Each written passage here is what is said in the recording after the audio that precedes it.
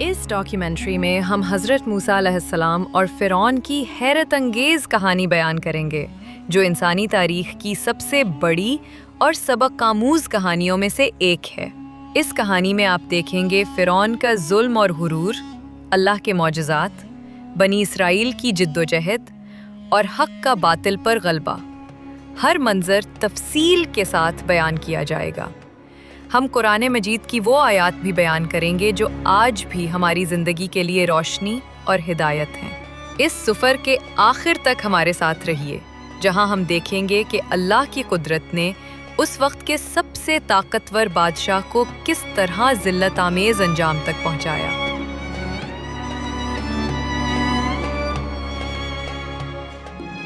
بہت زمانہ پہلے مصر کی سرزمین پر ایک طاقتور بادشاہ حکومت کرتا تھا۔ اس کا نام فرعون تھا اور وہ اپنے غرور اور ظلم کی وجہ سے مشہور تھا۔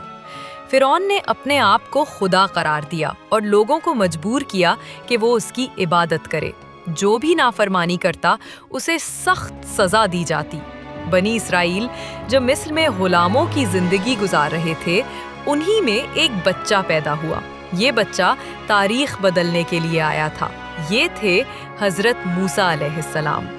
جب حضرت موسیٰ علیہ السلام پیدا ہوئے تو فرعون نے حکم دیا ہوا تھا کہ بنی اسرائیل میں پیدا ہونے والا ہر نیا بچہ قتل کر دیا جائے، کیونکہ اسے ڈر تھا کہ ان میں سے کوئی اس کی حکومت ختم کر دے گا۔ لیکن اللہ کی ایک خاص تدبیر تھی۔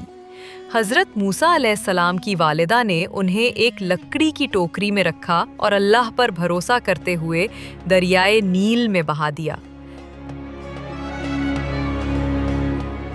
حضرت موسیٰ علیہ السلام کی ٹوکری دریائے نیل کے پانیوں پر آہستہ آہستہ بہتی رہی، اللہ کے حکم کے تحت۔ اللہ کی تدبیر سے وہ ٹوکری فرعون کے محل کے قریب جا پہنچی، جہاں اس کے گھر والوں نے اسے دیکھا۔ فرعون کی بیوی آسیہ نے جب بچے کو دیکھا تو اس کا دل محبت سے بھر گیا۔ اس نے فرعون سے کہا کہ اس بچے کو قتل نہ کیا جائے۔ اللہ نے حضرت موسیٰ علیہ السلام کے لیے آسیہ کے دل میں خاص محبت ڈال دی، اور اسی محبت کی وجہ سے وہ فرعون کو راضی کرنے میں کامیاب ہو گئی کہ بچے کو اپنا لیا جائے۔ اسی دوران حضرت موسیٰ علیہ السلام کی والدہ فکرمند تھی، مگر اللہ نے ان کے دل میں ڈال دیا کہ ان کا بچہ واپس انہی کی گود میں آئے گا۔ جلد ہی حضرت موسیٰ علیہ السلام نے کسی غیر عورت کا دودھ پینا قبول نہ کیا، یہاں تک کہ بالآخر ان کی اپنی والدہ کو محل بلایا گیا تاکہ وہی انہیں دودھ پلائیں۔ سال گزرتے گئے اور حضرت موسیٰ علیہ السلام فرعون کے محل میں جوان ہوئے، طاقتور اور عقل مند۔ اگرچہ وہ شہزادے کی طرح پلے، مگر انہوں نے کبھی نہیں بھلایا کہ وہ بنی اسرائیل میں سے ہیں۔ حضرت موسیٰ علیہ السلام اکثر اپنی قوم بنی اسرائیل کی تکلیفیں دیکھتے، جنہیں غلام بنا کر سخت مشقت پر مجبور کیا جاتا تھا۔ ایک دن حضرت موسیٰ علیہ السلام نے دیکھا کہ ایک مصری آدمی ایک بنی اسرائیلی غلام کو سخت مار رہا ہے۔ حضرت موسیٰ علیہ السلام نے کمزور کی مدد کے لیے آگے بڑھ کر مداخلت کی۔ جدوجہد کے دوران حضرت موسیٰ علیہ السلام نے مصری شخص کو ایک مکہ مارا اور اللہ کے حکم سے وہ آدمی مر گیا۔ حضرت موسیٰ علیہ السلام یہ دیکھ کر حیران اور خوف زدہ ہو گئے کہ کیا ہوا ہے۔ انہوں نے اللہ سے دعا کی کہ انہیں معاف کرے اور صحیح راستہ دکھائے۔ اگلے دن لوگوں میں یہ خبر پھیل گئی۔ جلد ہی فرعون کے آدمیوں نے حضرت موسیٰ علیہ السلام کو قتل کرنے کی سازش شروع کر دی۔ فرعون کے دربار میں ایک شخص جو دل ہی دل میں ایمان والا تھا، حضرت موسیٰ علیہ السلام کے پاس آیا اور خبردار کیا کہ وہ فوراً نکل جائیں ورنہ مارے جائیں گے۔ حضرت موسیٰ علیہ السلام خوف کے عالم میں شہر سے نکلے، ادھر ادھر دیکھتے اور اللہ سے دعا کرتے کہ انہیں ظالموں سے بچا لے۔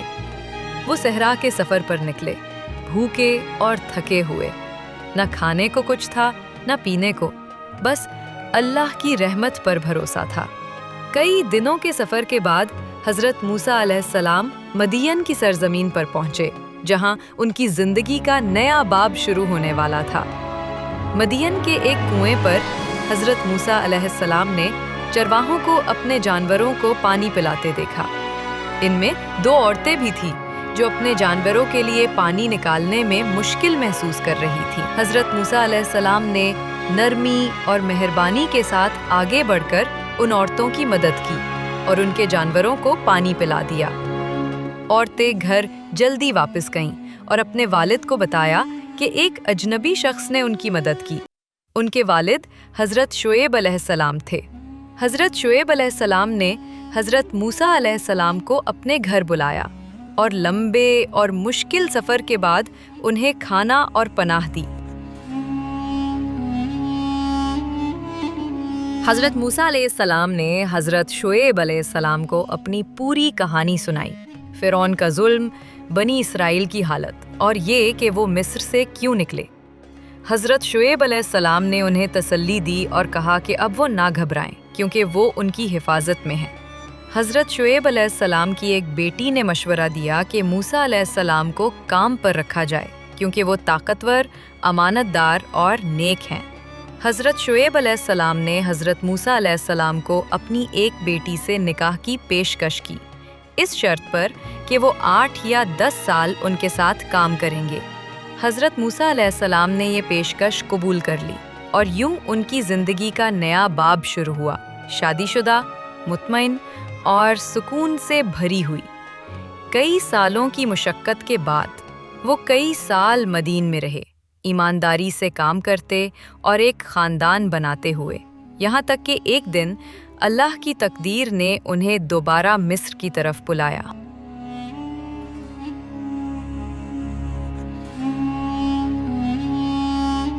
ڈاکیومنٹری کو دیکھنے کا شکریہ۔ مزید ایسی کہانیاں دیکھنے کے لیے چینل کو سبسکرائب کرنا نہ بھولیے۔ اگر یہ ویڈیو آپ کو اچھی لگی ہو تو کامنٹس میں اپنی رائے ضرور دیں اور بتائیں کہ آپ کو یہ کیسی لگی۔